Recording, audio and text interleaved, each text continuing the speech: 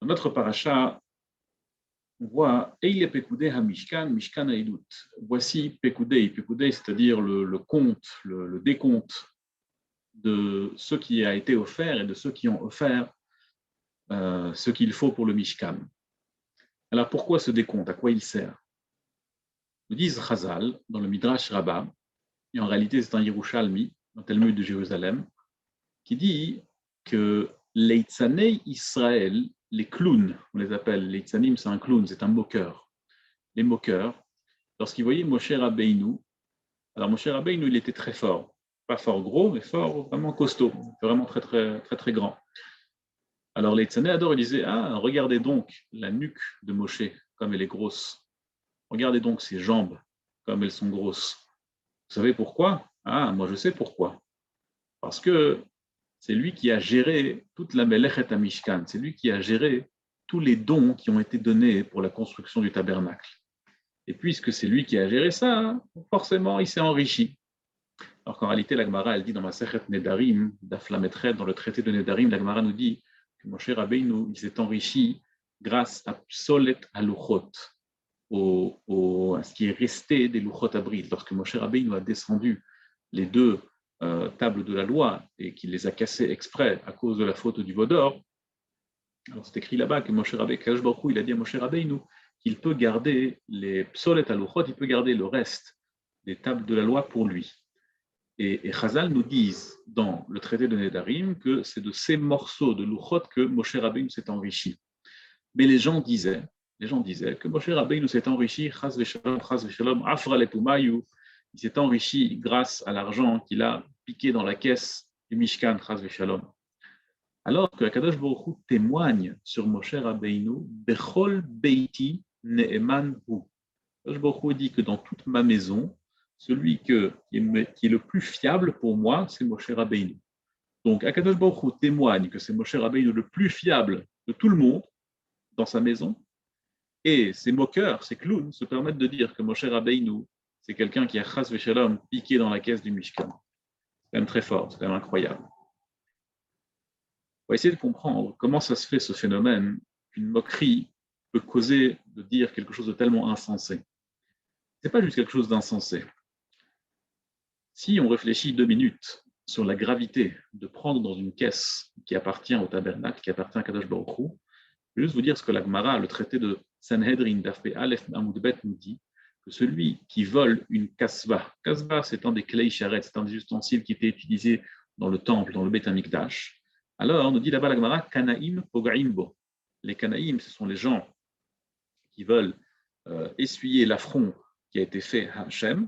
Alors ces gens-là, ils ont le droit de tuer celui qui a volé quelque chose du Beit HaMikdash, celui qui a volé quelque chose du temple. On a même le droit de le tuer si on en ressent le besoin, si on ressent qu'ici, il faut essuyer un affront qui a été fait à Hachem.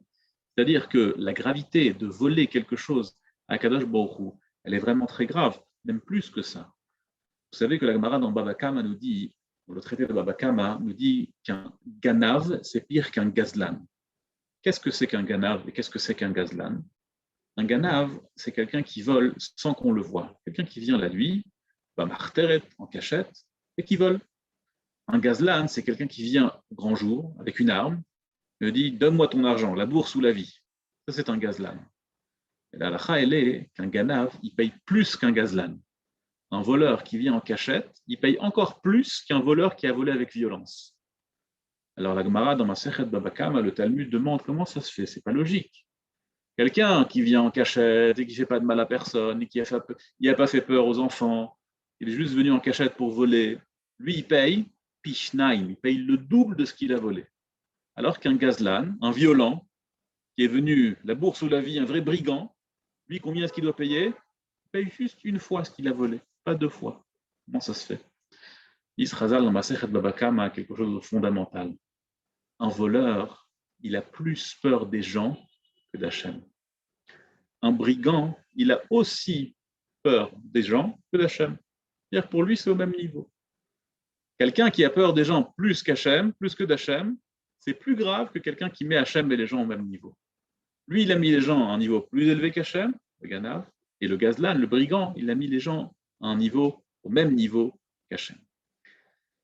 Et donc, imaginez quelqu'un qui vole quelque chose du Beit Hamikdash, c'est vraiment le pire. Parce que lui, il montre dans le Beit Hamikdash, dans le temple, dans le tabernacle, il se permet de penser, ou de laisser penser, qu'il n'y a pas un Hachem, que personne ne regarde. C'est le pire.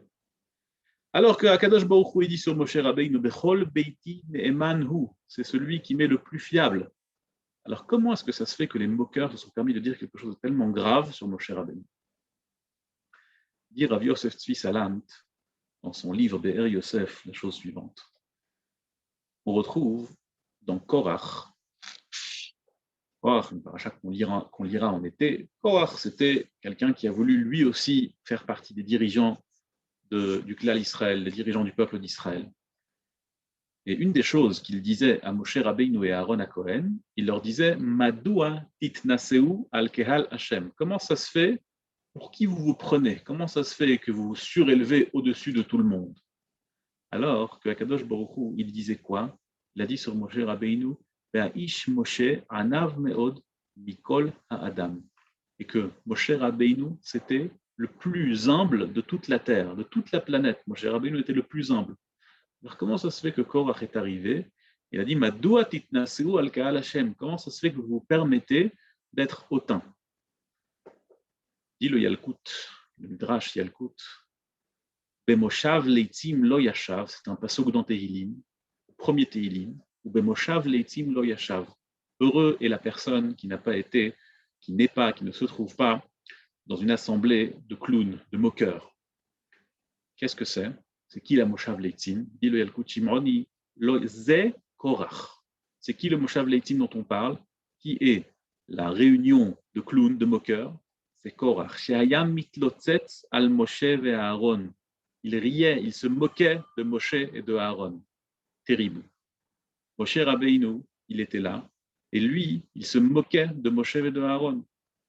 Il a dit Rabbi Yosef Tzvi, Salant, c'est exactement la même chose pour Korach ve'adato que pour les gens qui se moquaient de Moshe Rabbeinu. Les gens qui se moquaient de Moshe Rabbeinu, c'est des gens qui déviaient la vérité à 180 degrés. Une mida qui était la plus extrême chez Moshe Rabbeinu, ils arrivaient à la mettre à l'autre extrême. Moshe Rabbeinu qui était le plus anav, ils arrivaient à le rendre le plus hautain. Moshe Rabbeinu qui était le plus droit, ils arrivaient à le rendre le plus, au contraire, voleur et mécréant. Ça, c'est la mida de la moquerie. Leitzanut achat docha mea tochachot. Une seule moquerie, elle peut repousser 100 remontrances. La moquerie, c'est quelque chose de très puissant qui peut dévier à 180 degrés toute bonne chose. Rat Hashem Yehi Ratzon, qu'on puisse tous faire attention de ne pas être moqueur, de ne pas dévier la vérité, de ne pas dévier les choses. Kol Tuv, au revoir et Shabbat Shalom.